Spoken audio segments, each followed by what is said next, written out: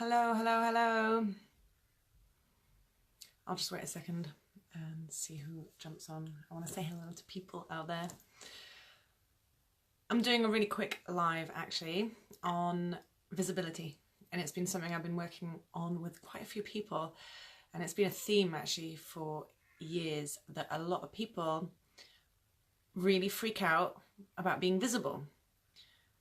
Because we're in a time in the world right now where true people being authentic, being in their hearts, living differently, waking up, being conscious, processing emotion, people that are doing the work, they need to be visible. We need to be seen.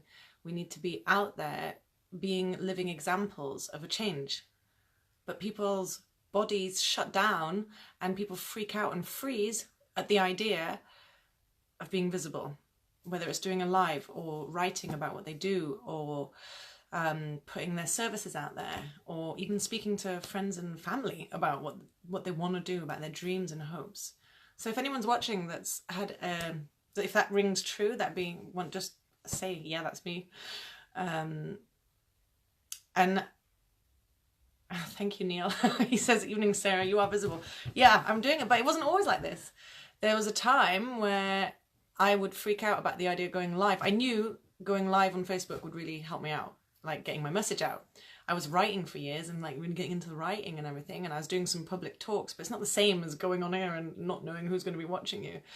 And my body would also shut down. And I think I had I don't even know, I think maybe like a year of avoiding it, and of also having kinesiologists and friends that work energetically working on me to help me go online. So I've been there and I know how it feels.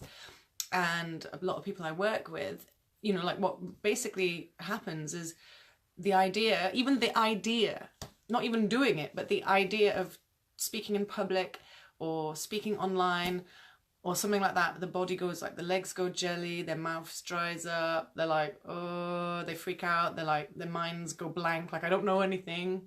Hi, Andrea. Hello, everyone's watching.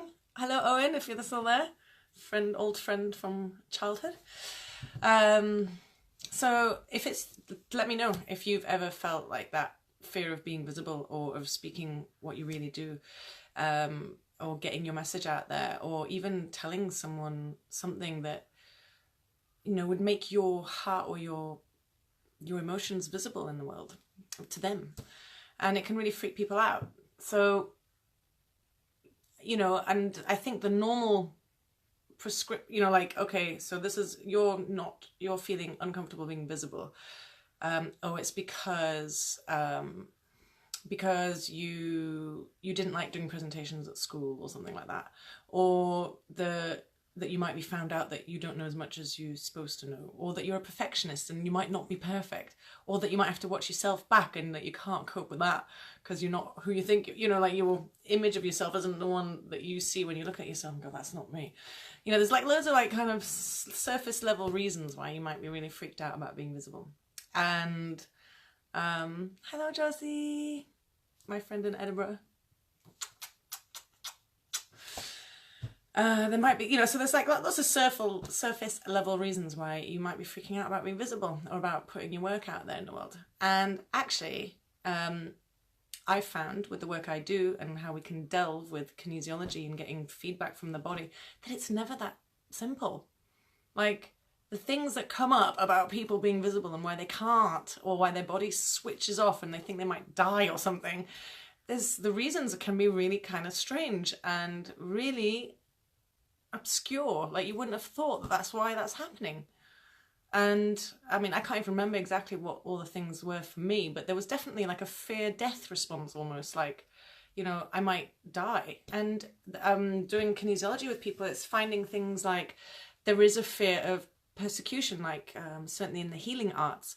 So people that have, you know, DNA or cellular charge or past life charges of trauma are being burnt for standing up for their beliefs and what they do. You know, it's not that long ago in our history that people would be, you know, hung, drunk, drawn and quartered, or you know, killed for having alternative beliefs. So yeah, we're in a pivotal time on the planet where we don't necessarily get killed for our beliefs, but something in our system, our human system, is like, ooh, there's a danger here. So it's like having to work with someone that's having a survival, freeze, death response to being visible is actually quite sensitive. You want to tread carefully and work very gently with the energetic field, with the person's, you know, cells, cellular memory, you know, all that kind of thing. So it's never, I don't see it as like a simple, like, yeah, we can just press a button and you'll be fine being visible. You have to tread really carefully and work like over time in slowly breaking through all of these kind of barriers and fears. Hi, Jodie. Hi, cats. Oh, there's loads of you on. I'm only on here for another like minute or something. I've got an appointment very shortly. I don't even know what time it is. And it's not so, yeah, there's I think some of the, you know, like, I think you might have heard that if you're into the healing arts, that you know, there's a fear of, you know, all the times that you hi Joe, all the times that you might have been persecuted at some point in your existence or in our human existence, and there's a bit of a fear of that. There's a fear of judgment. There's a fear of being, maybe bullying at school means that you don't speak what you really feel in case you get bullied, you know, so that lives as like a traumatic experience in your energy field and in your body. And so again, that's another sensitive thing. You don't just go like, okay, well, we'll just you know, have one session and then you'll be sorted of that for the rest of your life. I wish it was that easy, but it's something you have to work with really slowly and sensitively. And there's also, I've found other strange and wonderful things that come out of sessions around this visibility topic is, so you never know what's going to come up in a kinesiology session, but finding that maybe the technology, like the energetic technology that you use, your operating system, how it functions for you, it'll be different for everyone, how you have an idea or a message or a purpose or an energy, a presence that you need to bring out into the world, and how that translates into the world around you. Have you actually got survival, or you could call it survival or self-sabotage mechanisms, which means that you might try and put a message out but it just falls, like no one hears it, no one reads your article for some reason, even though, you know, you thought, like, people scanned over as if they were never even going to see it. The world works in mysterious ways, and I know that self-sabotage goes beyond just your physical body sabotaging you from doing something, like protecting you, like, okay, if she goes visible, she might get, the body's like, okay, we need to protect her from actually doing this because she actually might get killed if she does this again, even though that's not going to happen this time. The body's like, ugh.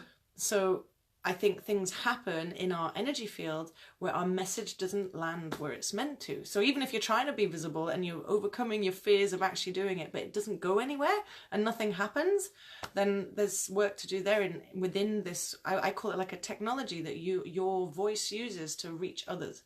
And if that's skew or confused or distorted or being tampered with, whatever it is, then we need to get that clear line sorted. So there's so many angles to this visibility game. There's other things. Let me see. I've written some of them down.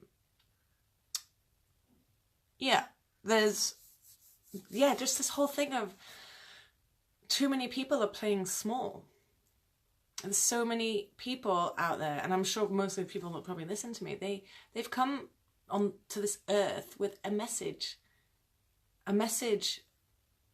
that isn't necessarily a job that they're going to do, isn't necessarily a concrete purpose, like thing that they're going to create or make. It's actually just being who they are and being truly in their own heart and walking around, either being like a joyful, magical child or a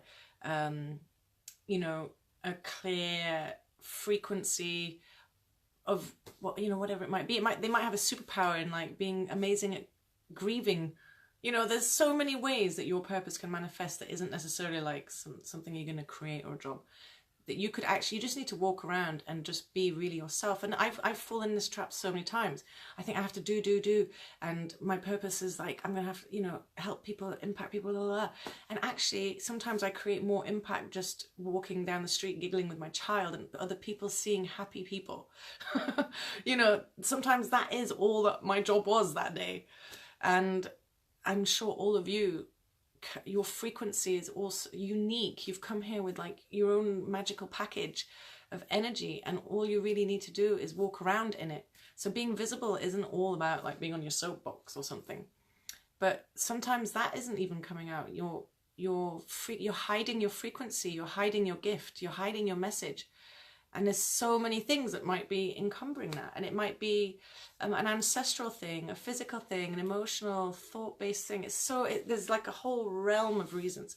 So visibility is something I've been working on with people a lot lately. And, you know, I think, I just think that I know how debilitating it can be when all of your physical and energetic and emotional patterns are all totally in the way.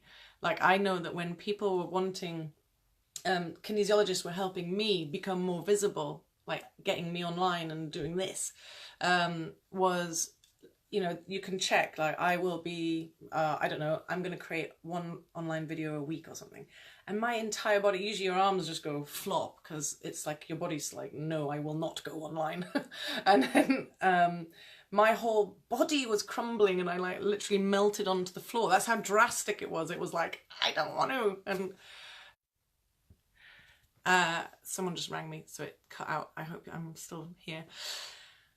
Yeah, so I mean, I don't have much more to say than that right now. I just really wanted to call you all out on not being visible enough and not shining your light enough.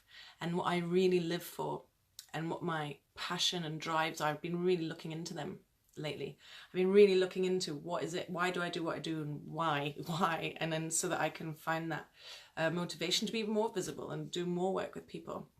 What I live for is seeing people's eyes sparkle with the light of their frequency and their passion and their purpose. Their unique fingerprint in the universe just appears and shines after sessions, and seeing people blossom and butterfly, seeing their, almost like their feet light up as they walk their path on the earth, as they actually start creating what they've actually come here to create. And it's the time is now. And I'm happy to support you, but I just actually want anyone listening or watching to just allow yourself to become more and more visible. Tell yourself every day that you're safe, that it's safe for you. It is. There's actually nothing happening to you right now that is going to stop you being what you came here to be.